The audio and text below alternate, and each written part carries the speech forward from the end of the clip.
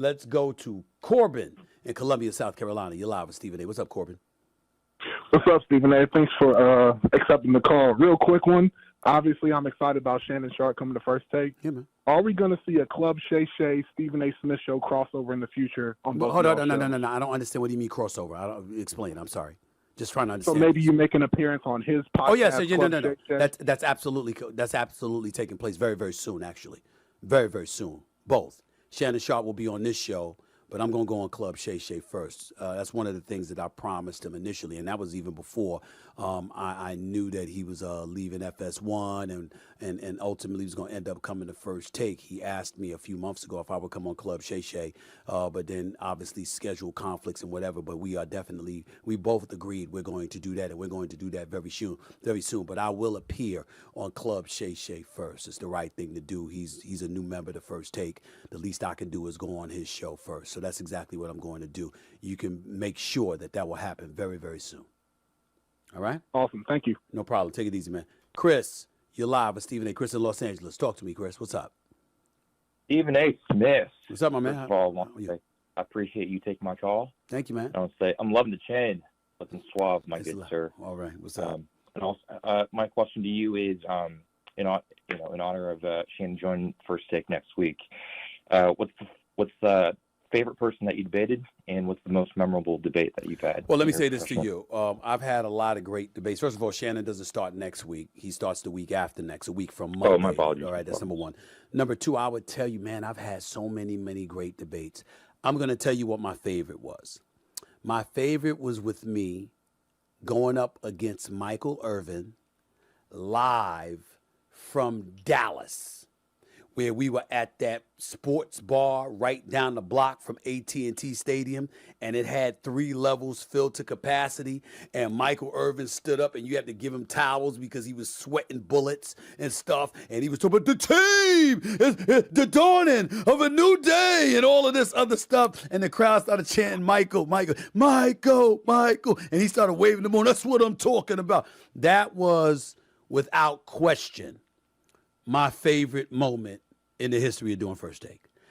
And it was because of the environment. I've never been in an environment like that for First Take. I've been, in Delaware, Magic Johnson, Troy Vincent shows up. We've taken our show on the road. We're going to take our show on the road again when I want to go to HBCUs. I want to do it. Me personally, obviously ESPN has to sign off and they're the boss. I'm not the boss.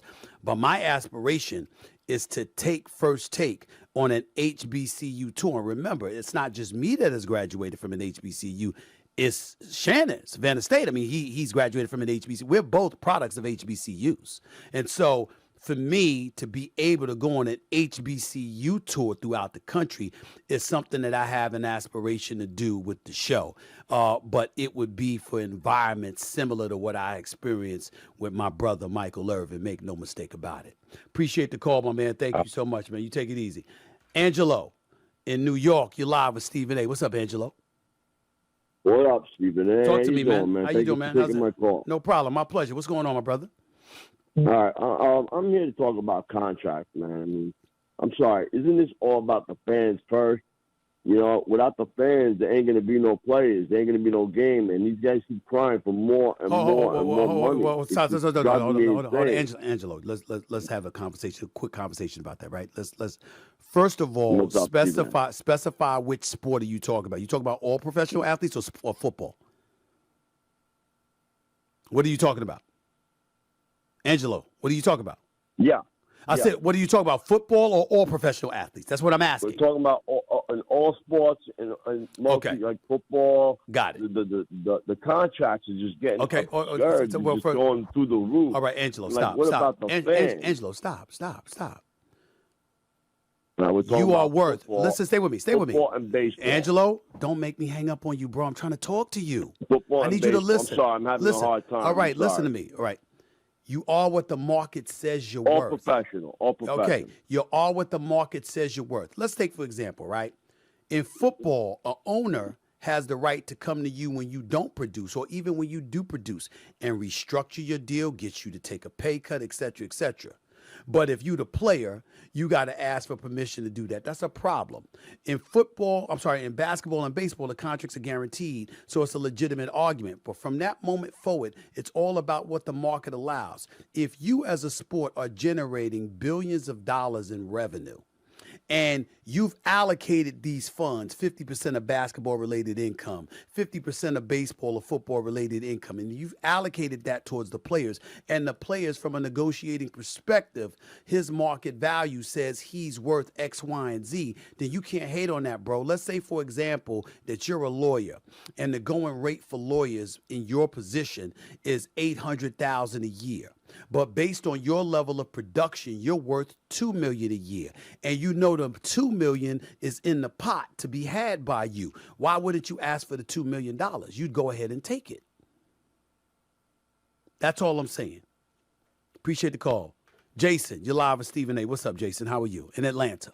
What's up, Jason? Man, Stephen A., man, good show. Thank you, bro. Man, you started being a bully, man, when you started wearing them cutoff shirts with them auntie arms, I'm not a bully. I'm not a bully, bro, my brother. It's all love, man. Listen, we go back and forth. Listen, in all seriousness, man, I just want to say this before I take your question. In all seriousness, I'm going to go back and forth at y'all and all of that other stuff because that's what you see me, you see me talking about these subjects on TV. And if you stopped me in the streets and we were having a conversation, or you saw me someplace and we were hollering at one another, just chilling as brothers, we just going back and forth, but we still going to give each other a pound and a hug. It's all love. We're just having we're just talking about it. So it's no big deal. It's no big deal. The only time I got a problem, just for the record, the only time I got a problem. Now, don't ever roll up. No one. Don't ever roll up on me when I'm with my daughters, because they do not like their daddy's time divided, because they feel they give enough time away to the public. They don't play that. And when I'm with my honey, I can't stand when a man interrupts me like you don't know better. Like you don't know better. I mean, that just drives me crazy. It makes me look at them and go like this. He must not be getting none. He don't know any better. He just don't know any better. You know what I'm saying? Now go ahead, bro. Go ahead, Jason. Oh, no. I'm going to end it, man. Yeah, good show. My question is what we're going to see, really what all United States is going to see on the men's basketball team. That lineup doesn't look right to me, but if they can win it all, I just wanted to get your mindset. I know we're going into it. You think they can win it all? I appreciate the call, man. I don't know the answer to that question because I don't know the quality of competition they're going up against, and that's my issue. Okay. What I would say to you, however, is that, you know what, I'm interested in seeing how individuals like Anthony Edwards step up. This brother's making noise, trying to knock on the door of superstardom on a National Basketball Association level. So I want to see whether or not he's going to handle his business in competition this summer, and I also want to see what he's going to come back like looking like for the Minnesota Timberwolves. I got to bounce, though. I appreciate the call, man. Thanks so much. George in Chicago, you're live with Stephen A. What's up, George? How are you? How you doing, Stephen A. Smith? Talk to your me. Boy George from Chicago. I just introduced you, my brother. What's going on? Quick question. Who you got, Megan Good or Holly Berry? Megan Good. Prime? Stop it. Megan Good. There's nothing to talk about. There's nothing to talk about. There's nothing to talk about. There's nothing to talk about. There's nothing to talk about. Megan Good. Megan Good. I know that's your girl. You've been talking about it. I know that's your girl. You don't understand, bro. I mean, I'm a grown man now, but look, you wouldn't have any idea how many years I had a crush on that girl. When I interviewed her months ago, to have to hide that, you know what I'm saying? I gotta be professional. I gotta be professional. I gotta put a professional hat. You know what I'm saying? But I'm like, I'm looking at Megan Good, and I was like this. Look, man, this is Megan Good we talking about. It's Megan Good. Okay, Halle Berry is beautiful. Halle Berry is beautiful, just sensationally gorgeous. But I'm not that dude. I look at it all. I look at it all. You understand? And I just see her post on Instagram. I'm just saying, my God. And I don't look for a reason. I don't look for a reason because let me give advice to the fellas. Let me give advice to all the fellas out there.